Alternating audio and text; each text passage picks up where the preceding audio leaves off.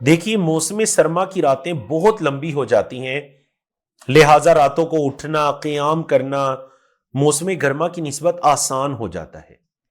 گرم بستر کو چھوڑنا، اللہ کے لیے اٹھنا، یہ بڑا عظیم عمل ہے۔ اللہ نے فرمایا سورہ سجدہ کی آیت نمبر 16 میں تتجافى جنوبهم عن المضاجع يدعون ربهم خوفا وطمعا ومما رزقناهم ينفقون۔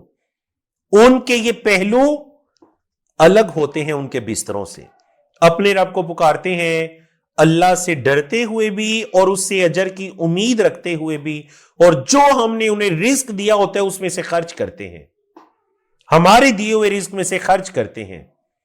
تتجافى جنوبهم عن المضاجع يدعون ربهم خوفا وطمعا ومما رزقناهم ينفقون۔ بڑی پیاری آیت کریمہ۔ نیند پوری ہو جاتی ہے، لگتا ہے کہ اٹھنا بڑا آسان ہے، گرم بستر کو چھوڑنا مشکل کام ہے، اس وجہ سے مشکل لگتا ہے، لیکن کام بڑا عظمت والا ہے۔ اگر اللہ کسی کو توفیق عطا کرے، کام بڑا عظمت والا ہے اٹھنا۔ اللہ نے جو سورۃ الفرقان میں عباد الرحمن کی کچھ صفات بیان فرمائی نا، ان صفات کے اندر ایک یہ صفت بھی ہے کہ وَالَّذِينَ يَبِيتُونَ لِرَبِّهِمْ سُجَّدًا وَقِيَامًا، وہ لوگ جو اپنے رب کے لیے راتوں کو گزارتے ہیں سجدے کی حالت میں اور قیام کی حالت میں، سجود کے اندر، قیام کے اندر، ایک اللہ کے لیے اپنی راتوں کو گزارتے ہیں۔